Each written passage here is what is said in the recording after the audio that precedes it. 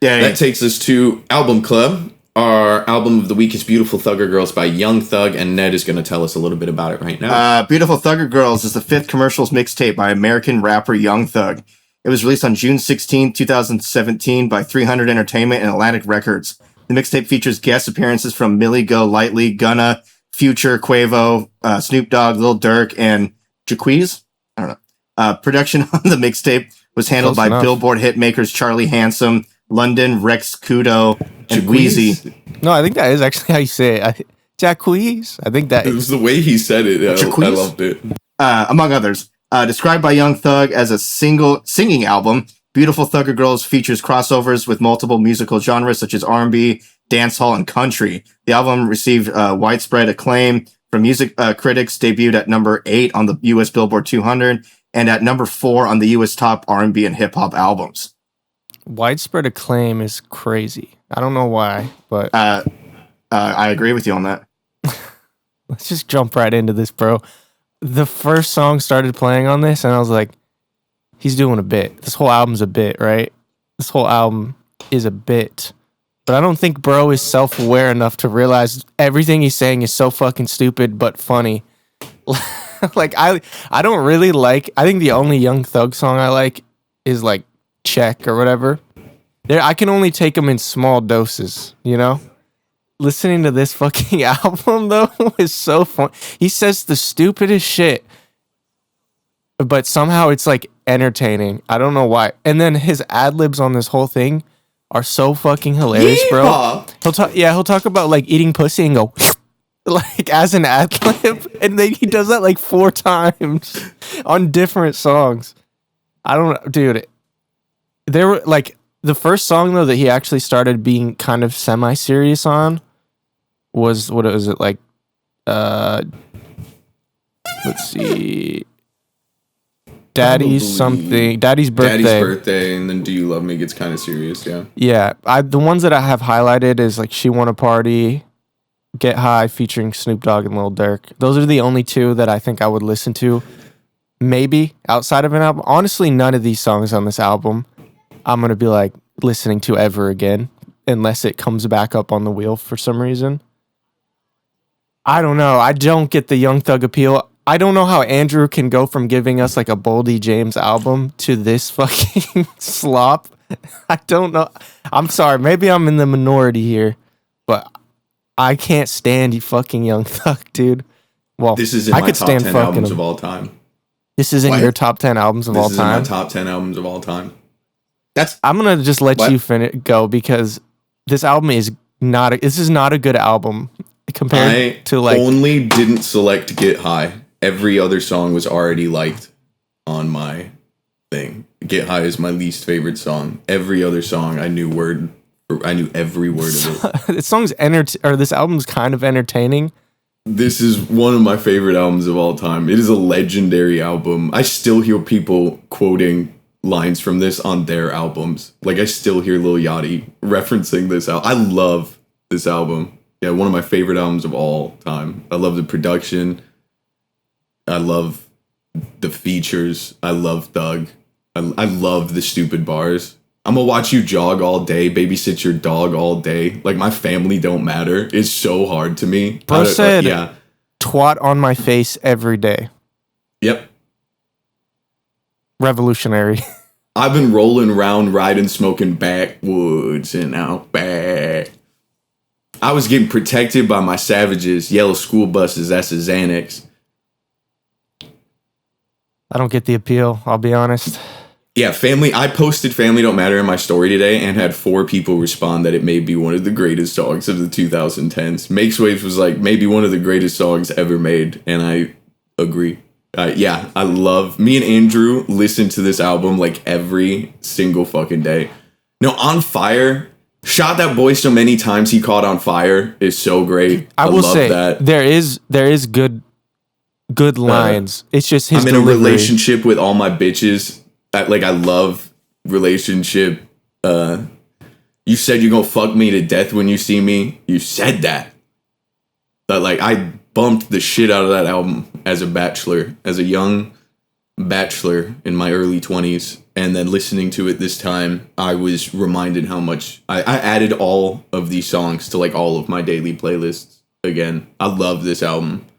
It is pretty dumb. I do think he's self-aware enough to know that I'm a babysit your dog all day, and Yeehaw in the background is funny. Like, if you saw Drake executive produced this album for some reason, and if you see the clips of them in the studio, it was a lot of laughing for sure. I think it was a response to people saying he wasn't Southern enough, and like a joking response was the reason for the like country influences. Yeah, I really love all of these songs except for Get High. I like actually hate it. It bums me. Like, if this one song wasn't on this album, it might be a perfect score for me. Wow, that was like the only song I liked.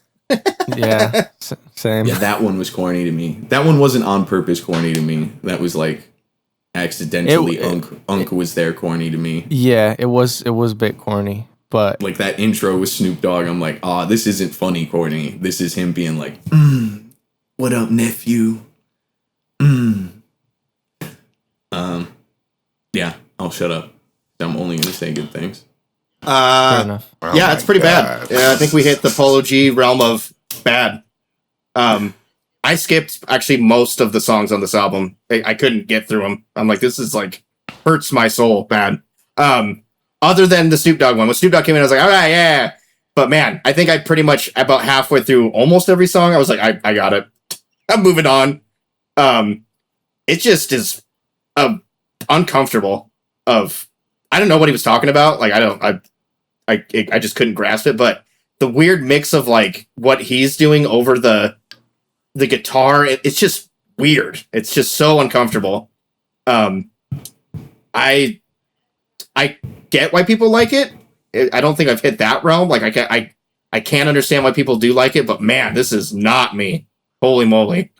I also love Young Thug. I normally don't like full albums by Young Thug, but I think the way he flows. I would never be able to create the pockets he does. I've even heard J. Cole bring that up because he brought him on tour right after this. And he was like, he's certainly not trying to be lyrical, but like the way he pockets stuff is crazy to me. I mean, there's Harvard classes on how he pronounces things in order to fit them in lines. And yeah, I remember this one being critically really well received. I even think it got like an 8 from Fantana. Oh, really? That's crooked. That's crazy to me. But I mean, I don't know. I guess this is more because the beats are fine. Like the production's all right. But like, man, what he's doing over it's it is an rough. experiment. It's like an experiment album, man. And if you look at when it came out, he was on a run. You know what I mean? Jeffrey's right before this. Great. Jeffrey's, you know what I mean? So it's like too. It's just part of the process. I'm a Thugger fan. I hated Young Thug until he was dope with that one. Jeffrey changed me, and then I went back and liked the rest of it. Yeah, the Wyclef Jean and shit like that from Jeffrey are some of my favorite songs of that era. Even the first album for me, or the one he has with Gucci Mane. But this album, it just shows a variety of him trying songs and then giving you some of the regular party records or feel good records, whether it's the Future feature, the Quavo feature, or the Gun. You know what I mean? Or like Coda said, she want a party. It's a different mood for everybody, So, yeah, he discovered that girl Millie Golightly while he was making this album. He found her on Instagram and flew her out from London and signed her. It was a big album when it came out. I'm pretty sure "Family Don't Matter" was her song. Like, she had a full solo song to it where she did that thing at the end, and then he took it. Yeah, Young Thug's one of those artists where like I think he's critically acclaimed by some people, and then like a lot of music critics hate him. I feel the way about Young Thug, or I feel the way about Future, the way you guys feel about Young Thug. I really don't like Future. I don't get it. Sometimes he does features that I like. I don't understand how critics really like a lot of his albums. Yeah. But Coda's talked about this a few times. There's like artists that broke us out of the shitty boom bap kid realm. Jeffrey was the first album with auto-tune that I ever... Like, it was the first time an auto-tune song I was like, God damn I get it. So there's like Back in the Matrix. an adoration for Young Thug that I'll always have because of that. Because he was the first artist that like opened up the genre of music to me, and it was with these couple albums. So I'm sure I have like an extra nostalgia there. But yeah, I thought the whole thing held up. Thugger, man. I loved it. It's crazy. It was 10 years later. Yeah, I think if you like Young Thug, you probably have really fond memories of this era and this album. And if you don't like Young Thug, I totally get not enjoying this part of the ride. I by no means don't like Young Thug. I think Young Thug is pretty dope. There's just like in small quantities. And like as a featured artist, I think he does well. Like I like him. I like some of his verses and what you were saying about how he fits into the pocket. He does have good flow, and like he does know how to fit into a pocket nicely. I think it's just something about the way that something about his voice just kind of. I'm crying. Just so are you saying? Know. Are you saying I love his voice? I've loved him. I loved even the what you're saying. Like you don't like Future. I like Young Thug way more than Future because of that reason. Because Future's voice, like, fucking drives me insane. I like Young Thug more than that. Shittiest voice songs. Like, what's the one that everybody makes fun of? His first big hit with Dub. Do you know what I'm talking about? I can't think of it now, but I remember in high school people making fun of it to an insane degree. My Life or This Life, we worked so hard to get to I forget what it was, but I remember people making fun of that because he was just screeching and all of the words are incomprehensible, and I even liked that in high school. There's just something about him that I really like, but I totally get it. Do we want to put a number on this divisive album? Yeah. Go ahead, boys.